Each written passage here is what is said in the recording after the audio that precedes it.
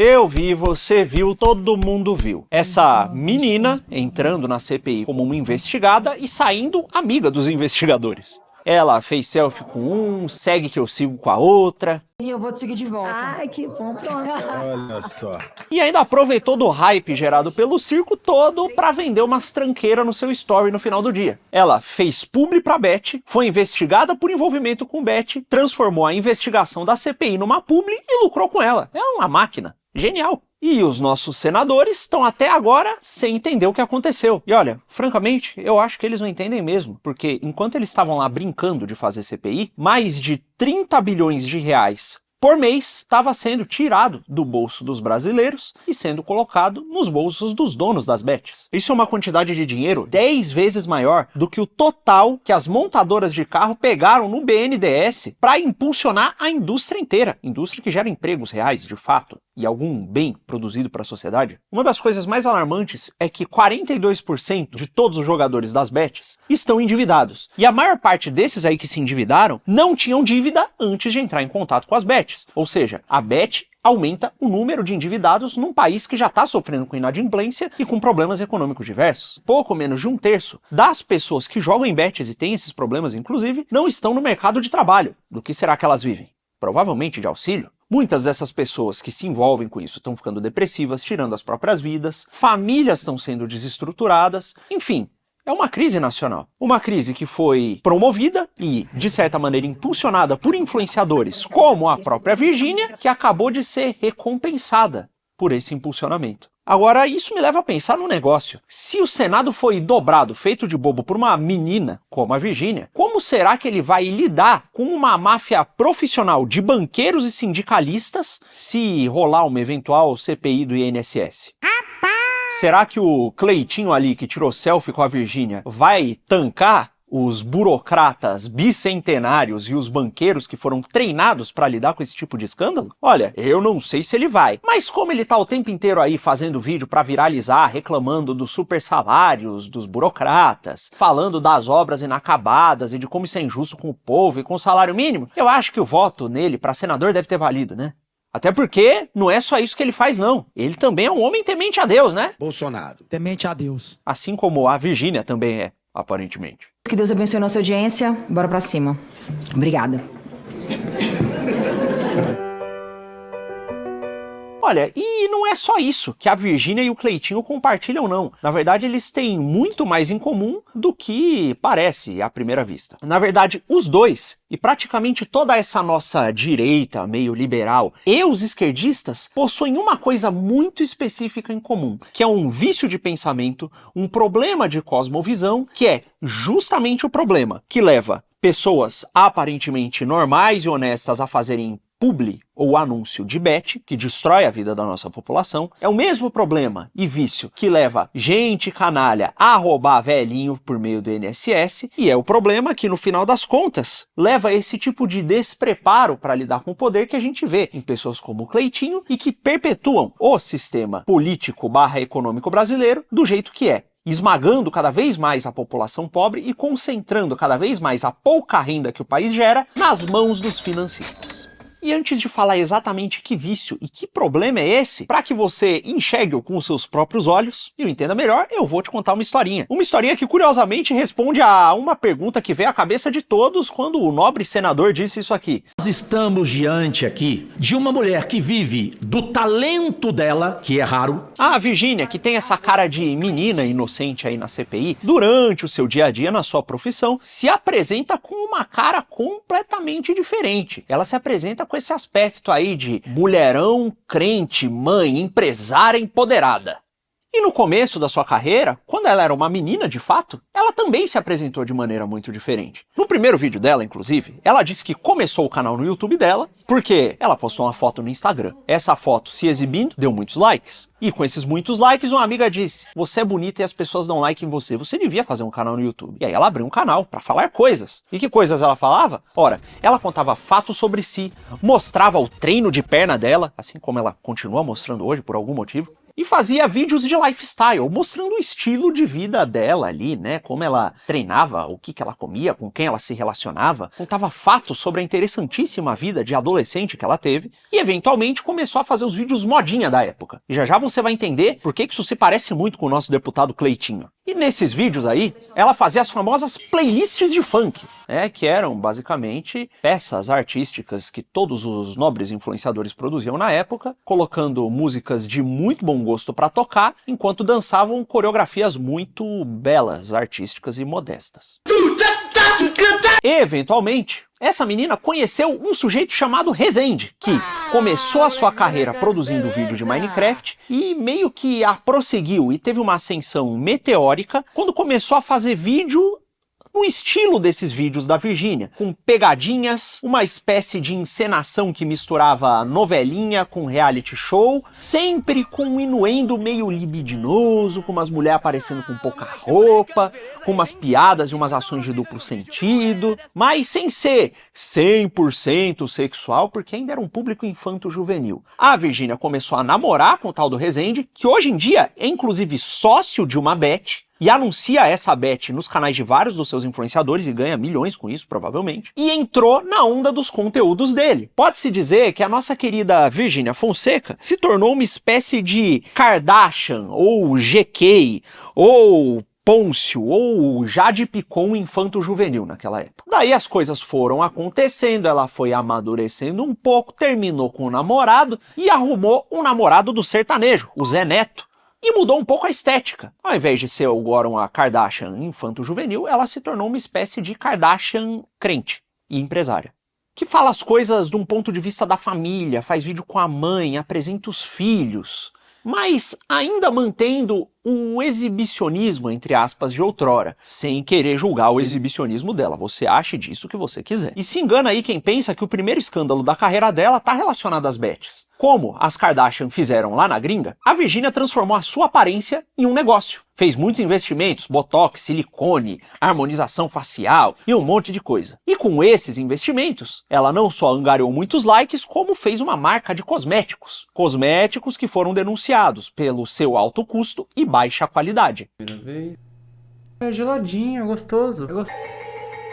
Também teve uma polêmica de um óculos que ela fez em parceria com outra marca, que angariou muitas reclamações e denúncias no Reclame Aqui. Também rolou um problema no término do relacionamento anterior dela. Parece que ela quebrou um contrato prematuramente com a agência dele e teve que pagar lá uma indenização de 2 milhões de reais. E, para além disso, teve também uma denúncia de um calote de 13 mil, que eu não sei se é verdadeiro ou se não é. Mas a palavra calote é engraçada e eu quis colocar aqui como um quebra-gelo. O ponto é o seguinte, a Virgínia construiu um negócio que, por mais que tenha mudado o seu tom durante o tempo, gira em torno de uma coisa só, da monetização da sua aparência, do uso da sua aparência, de todos os seus atributos físicos, do seu estilo de vida, para fazer dinheiro. O centro é aparência e dinheiro. E agora você deve estar se perguntando, que raios isso tem a ver com o INSS e o Cleitinho? Eu te respondo, tudo! Porque o modus operandi, a forma de vida e a forma de pensar de quem rouba velhinho no INSS, do esquema político que possibilita que isso aconteça, da forma de ver a política do próprio Cleitinho, gira todo em torno de aparência e de dinheiro. E mesmo que o Cleitinho não seja per se uma pessoa mal intencionada, no final das contas, essa forma de ver o mundo gera os mesmos efeitos para a população do que os projetos das outras pessoas menos honestas, que é o seu empobrecimento e a concentração da pouca renda gerada no país nas mãos de poucos. Para além da promoção de uma série de porcarias culturais aí. Para deixar isso um pouco mais claro, vamos pintar aqui um cenário. Nós estamos atualmente num país em que a maior parte das pessoas que se esforçou, que tentou estudar para ter um trabalho melhor, não consegue trabalhar na sua área de formação. Boa parte da geração Z não tem esperanças de ter uma vida melhor. Muitos são chamados de nem-nem, que são aqueles que nem trabalham nem estudam. Eles não têm vontade de fazer nada e mesmo os que estão fazendo querem parar de fazer o mais rápido possível e pretendem sair dos seus trabalhos para viver um estilo de vida recluso, sem interagir com o mundo.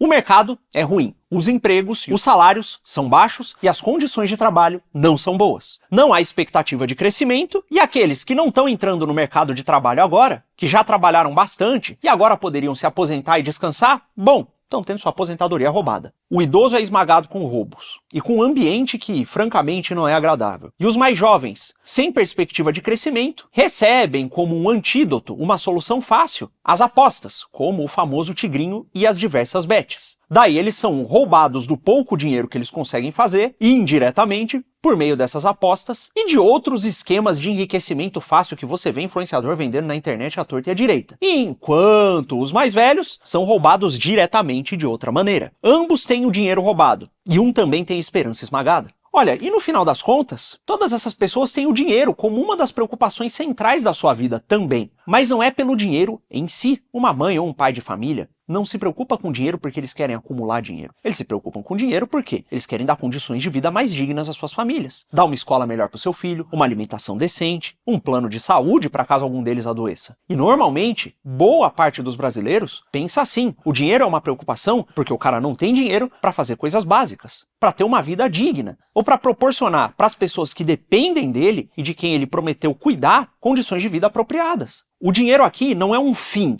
é um meio para fazer alguma outra coisa, para produzir ou para proporcionar algum bem que transcende o dinheiro para si ou para o próximo. E para esses políticos, na forma como eles veem o mundo, normalmente tudo se resume a dinheiro. Parece que para Virgínia também, né? Isso, paradoxalmente, é um tipo de mentalidade que costuma levar ao empobrecimento geral. E mesmo quando gera dinheiro de fato, costuma gerar outros efeitos colaterais bem adversos. Vamos lá, olhemos para o discurso do Cleitinho. Ele se elegeu falando em acabar com a mamata. Boa parte do discurso prático dele é, veja, o salário mínimo do povo aumenta muito pouco. E o salário do STF, dos deputados e etc, etc, etc, aumentam muito. A conta não está fechando, nós precisamos parar com esse excesso de gastos aqui no governo, cortar despesa para sobrar mais dinheiro para o povo. É um típico discurso meio burguês, de gestor, que quer otimizar a utilização do dinheiro. E aí quando o cara de fato chega lá na política, o que ele faz? No caso dele, ele até consegue cortar uns gastos, dar uma economizada aqui, outra ali, mover uns pauzinhos e melhorar um pouco o orçamento. E na prática a sua vida melhora? Tá bom, sobrou mais dinheiro pro Estado. Talvez tenha sobrado mais dinheiro pro povo. Mas e aí? O que aconteceu? Se não há uma ideia, um projeto, um bem maior, e no qual esses recursos que sobraram vão ser utilizados, esses recursos não servem para nada. Até porque o dinheiro é um meio para fazer outra coisa. E que coisa é essa que políticos como o Cleitinho e toda essa nova direita querem fazer? Bom, até agora eu nunca ouvi nenhum deles falar. Ou ouvi alguns poucos falarem, para ser bem sincero. E olha, na melhor das hipóteses, mesmo que sem projeto nenhum, eles consigam otimizar completamente os gastos do governo, os programas de incentivo, consigam dar condições favoráveis ao, entre aspas, mercado. Quem domina o mercado não é a livre iniciativa. Atualmente é o setor financeiro. Boa parte dos bilionários no Brasil, na verdade, os mais ricos do Brasil, são pessoas do setor financeiro, banqueiros que enriqueceram fazendo operação financeira e não produzindo coisas de fato na economia real. Atualmente, o Itaú vende mais iPhone no Brasil do que a própria Apple. Existe uma indústria de especulação e endividamento que preda sobre a produção real, sobre as pessoas que têm trabalhos normais e que tentam produzir alguma coisa, de maneira parasítica, para enriquecer essas pessoas que são como se fossem burocratas financeiros. E se, sem ter um projeto, uma dessas pessoas, por mais bem intencionada que seja, for eleita e simplesmente tentar atender aos anseios do mercado, é a esse sistema que ela vai estar beneficiando.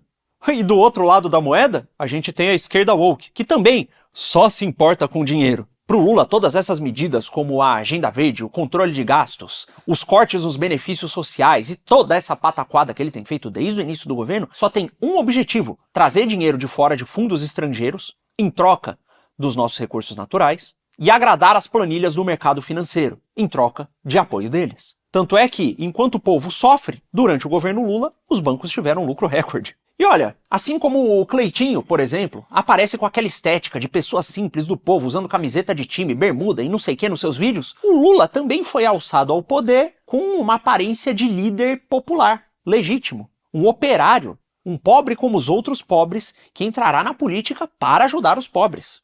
E bom, o que ele está fazendo agora, se não tirar dos pobres para dar para os ricos? No meio dessa agenda maluca que só se preocupa e só se fixa no próprio dinheiro como um fim em si mesmo, o Lula é capaz de entregar as nossas terras e o nosso mercado não só ao sistema financeiro, como a empresas chinesas que têm projetos distópicos que podem colocar a nossa liberdade também em risco. Mas mercadologicamente funciona, eles vão trazer mais dinheiro para a nossa economia, e se aumentar a quantidade de dinheiro, tá tudo bem. E isso não é só um problema de ideologia política, é um problema de cosmovisão. Enquanto nós não começamos a enxergar os bens materiais e o próprio dinheiro como meio para atingir um bem maior que os transcende, a economia como uma forma de promover o bem comum e a própria política como uma forma de servir ao próximo, não vai ter eleição, não vai ter CPI e não vai ter medida paliativa e gambiarra fiscal e contábil que solucione os nossos problemas. Até porque, pensando bem, existem formas de você gerar muito dinheiro, estimular muito a economia e manter as pessoas na merda. Do jeito que o país está andando, você pode ter uma grande indústria de jogos de azar, venda de drogas e clínicas de aborto,